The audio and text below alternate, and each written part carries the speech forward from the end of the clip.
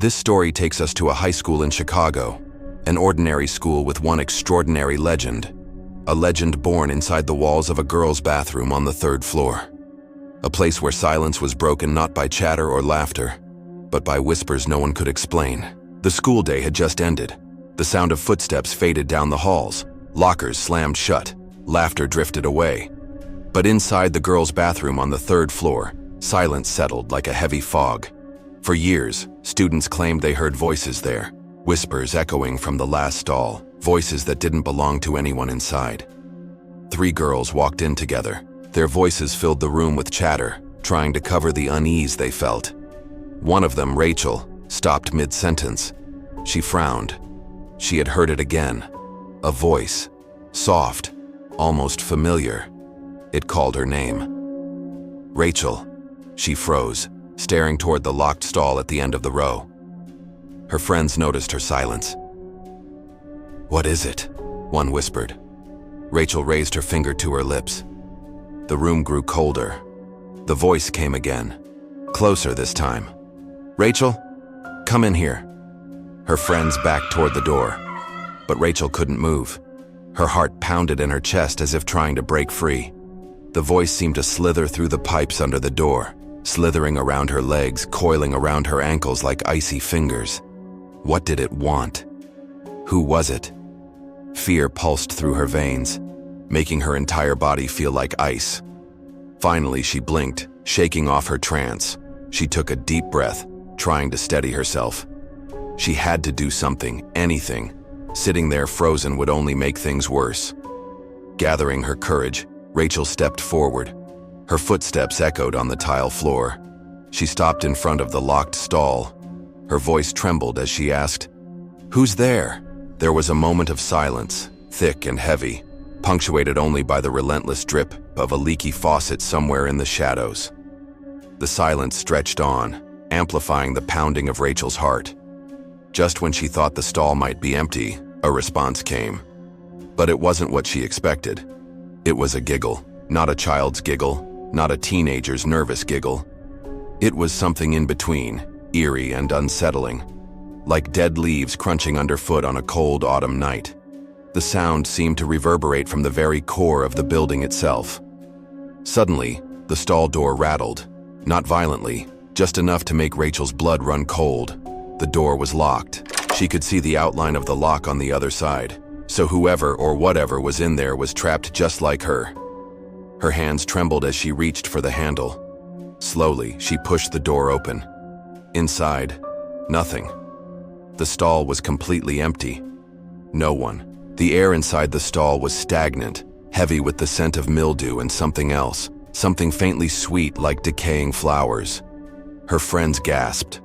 Rachel's breath quickened. She spun around. All 3 of them stared at the mirror. Fog spread across the glass even though the room wasn't warm. Letters began to form one by one, as if an invisible hand traced them. "I'm here." The words dripped down the mirror as though carved in mist. The girls screamed and bolted from the bathroom. Their footsteps thundered down the hallway, echoing louder than the whispers they left behind. Word spread quickly.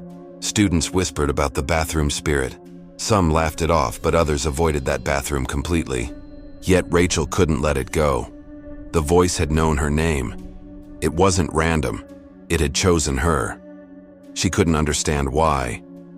A week later, Rachel returned. Alone. After hours, the halls of the school were lifeless. Her shoes tapped softly against the tiles as she carried a small flashlight. She pushed open the bathroom door. The hinges groaned like a warning. Inside, the silence was suffocating. She aimed her flashlight at the last stall, still locked. Her heart pounded, and then the whisper again. "Rachel." But this time it came from the mirror. She turned.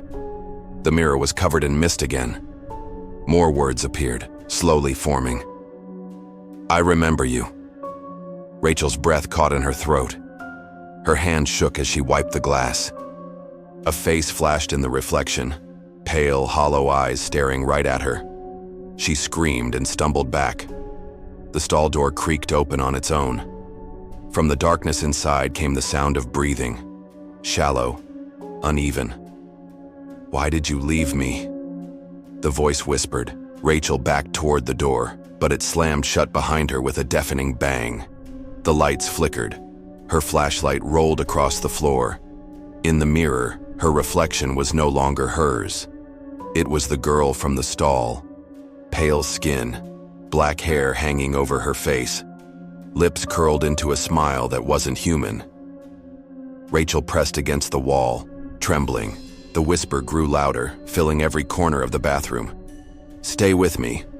The stall door slammed shut. The lock clicked on its own. Rachel's scream echoed through the empty school. The next morning, the janitor found the bathroom empty. The stall door was open. The mirror, wiped clean. Rachel was never seen again. But if you ever walk into that bathroom and you hear a whisper calling your name, don't answer. Because sometimes the ones who call aren't the ones you want to meet. Because you never know what might be whispering to you in the dark. Have you ever seen a ghost? I personally haven't. But if the stories are true, then this school is absolutely haunted. Welcome back. I'm here. And today we're going to be talking about the phantom student of Cleveland High. Cleveland High School is located in the North Hills area of Los Angeles, California. It was first built in 1927 and took its first students in 1928. Since then, it's been home to almost 100,000 students. These days, it has an enrollment of around 3,000 and is considered one of the most prestigious public schools in the area. Many famous people have attended Cleveland High, including Weird Al Yankovic. Yes, he went to high school there. But despite all those years and all those students, most of them probably go by without even realizing there might be something or someone haunting the halls. Most of the strange activity happens in room 204. That's where the ghost of Cleveland High makes himself known. Some say the ghost is actually a former teacher, but others disagree. They claim it's a student who died many years ago. This student goes by the name John Doe, but his story is unknown. No records have ever surfaced regarding a student by that name dying at the school or anything like that. His story is a complete mystery. Now let's start at the beginning. Like I said, the ghost is believed to inhabit room 204. This is an old classroom. The windows are huge and let in a lot of light during the day. For the most part, the room looks like a normal classroom. Desks are set up and ready for students to learn.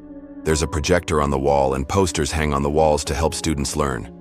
But when the bell rings and the students leave the room, things start to happen.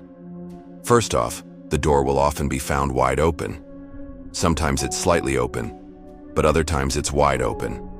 Like the door just bursts open on its own. If anyone enters the room to find the door open like this, they should probably leave quickly because that's when the ghost is most active. He can't hurt you or anything, but he doesn't want to be touched either. It's not dangerous, just creepy. People also report hearing chains dragging metal moans. They sound like they're coming from inside the closet. When people dare to open the closet door, they find nothing inside. It's empty, dark, and dank. And once the door is opened, the noise seems to stop. But the most interesting thing about this closet is that it's rumored to be a portal to hell. Not exactly sure how a closet leads to hell. Maybe it's just a figure of speech. But one thing is for certain, no one wants to spend too much time standing in front of that closet. There are a few theories as to what's going on in that closet. The most popular is that the ghost uses it to get to and from hell. Remember, he's a demon. Of course, he can open portals whenever he wants. He could use the portal to watch students, which would explain why he can sometimes be seen in the back of class photos. He could use it to get into their minds, which would explain why some students hear voices when they're alone in the room. But these are just theories. We don't know what happens in that closet, but we do know the ghost of Cleveland High lurks in there. It's not completely malevolent, but it's definitely not friendly either. So if you see him, don't talk to him. Now this may seem like a new story, but rumors have been circulating about this ghost since the 60s. Back then, it wasn't uncommon to hear the janitor moan loudly as he made his way down the halls, or to hear a chair scrape back as if someone had just gotten up from it. People even reported seeing a man sitting in the back of classrooms working on papers. When they looked away and then back again, the man was gone. The rumors started spreading around campus that this ghost was John Doe and that he liked to watch over his fellow students. Then the photographs started turning up. Back in the 60s, a teacher named Gary Strand was going through some yearbooks. He was looking through the yearbooks from the 1920s.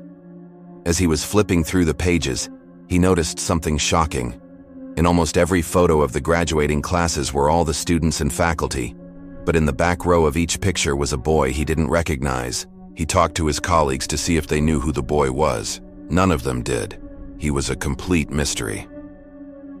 Then in 1973, there was a Halloween party held at the school. A local news station caught wind of the event and sent a film crew to cover it. The film crew went from room to room, interviewing students and faculty about the rumors of the ghost. Some people claimed to have seen the ghost, while others said they'd heard strange sounds or voices coming from room 204. One student even told the camera that she'd been writing in the bathroom when she heard a knock on the stall next to her. She said it sounded like someone was knocking the metal pole of the partition. She turned around, but there was no one there.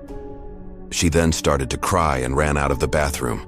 As the reporter moved through the school, you can see the old projector hanging from the ceiling of the hallway. He then stopped outside room 204 and asked if anyone wanted to go inside. No one did. Everyone was too afraid. The reporter decided to check it out for himself. Once inside, he saw nothing but rows of empty desks and a single chair. The reporter sat down in the chair and suddenly felt cold. He said it was the coldest spot he'd felt all day. In another video from 1974, another reporter decided to spend a night in room 204. He brought along some friends and they decided to hold a seance. They wanted to try to contact the ghost. You can see the entire thing on video. There are a bunch of teenagers gathered in a circle holding hands while one of them acts as the medium. She starts moving her hand around slowly, then jerks it back when she feels a sudden cold breeze. She then starts screaming bloody murder, and everyone runs out of the room. This continued for a few years, with reporters showing up trying to interview students and faculty. It got so bad that eventually the school board contacted the local news stations and demanded they stop sending reporters to the school. They did, but the ghost is still there. One night, the janitor was making his way through the school when he opened room 204 and found the desk covered in papers. The papers were completed exams. They were all signed, John Doe. He turned to leave, but as he did, he heard a voice behind him. He didn't stick around to see who was there. Instead, he ran to the principal's office and told him what happened. The principal thought it was funny and just shrugged it off. But the janitor was scared, and rightfully so. Who wouldn't be after hearing a ghost speak to them? To this day, the exams signed John Doe show up from time to time. Some say the ghost leaves them there as a calling card, while others say he wants them to grade his work. But no one dares touch the exams once they're found. They simply call the police and have them removed. Every night after the last bell rang at Riverside High School, Janitor Joe would do his rounds. He'd lock up the gym, do a quick sweep of the now empty hallways, then turn off all the classroom lights and head home for the night. It was a routine he'd done every single night for the past 10 years. But one night, something happened that made him question everything he thought he knew about Riverside High. It was just another Tuesday night. Joe had just finished his usual rounds when he turned off all the classroom lights. But as he walked down the dim hallway, he noticed one room, room 204, the light was still on. Joe stopped in his tracks. He could have sworn he turned off that light along with all the others. And besides, all the students and teachers were supposed to be gone by now. So who or what was still in there? Joe cautiously approached the door and hesitantly knocked. No answer. He tried the handle. Locked. That was odd. Room 204 was never locked. Taking a deep breath, Joe pushed the door open and stepped inside. The room was empty. All the desks were neatly lined up, the chairs stacked on top of them. The chalkboard was clean. There was no sign of anyone being there. Joe did a quick scan of the room, then walked over to the light switch and flipped it off. As he walked back to the door, he couldn't shake this feeling that he was being watched. Joe walked out into the hallway and continued on his way. As he made his way down the darkened hallway, he couldn't help but glance back at room 204. The light was on again. Joe sighed. Maybe he had misremembered. Maybe he didn't turn off the light after all. Shaking his head, he turned away and continued down the hall. But as he did, he heard a sound that made him freeze in his tracks. It was the sound of chalk scratching on a chalkboard. The sound was coming from room 204. Joe's heart started to race. He told himself it was just some trick of the acoustics, some branch scraping against the window. But as the sound continued, he knew that wasn't true. Joe cautiously approached the door. His hand hovered over the doorknob. Then he took a deep breath and pushed the door open. The room was still empty. All the desks were neatly lined up, the chairs stacked on top of them. The chalkboard was clean. Joe scanned the room, then walked over to the light switch and flipped it off. As he walked out into the hallway, he couldn't shake the feeling that he was being watched. And when he paused to listen, he could have sworn he heard a whisper, the whisper of a voice saying, "Don't go." Joe ignored it, chalking it up to his overactive imagination, and continued on his way. But the next day when the teachers arrived, they found something that made their blood run cold. In the middle of the hallway lay Joe's keys. And if that wasn't eerie enough, when they opened room 204, they found this, a message written in shaky handwriting on the chalkboard. "Class is never dismissed." And so the legend of room 204 began. To this day, no one knows what happens in room 204, who or what is in there, or why the janitor never returned to finish his rounds. Some say the room is haunted, that there's a ghost in there that only appears to those who work at the school. Others say there's something more sinister in the room, something that feeds on the fear of its victims. Whatever it is, it's safe to say that room 204 is one classroom that will never be used again. Thanks for watching. If you enjoyed the story, please like and share for more creepy content. And as always, stay tuned for more stories.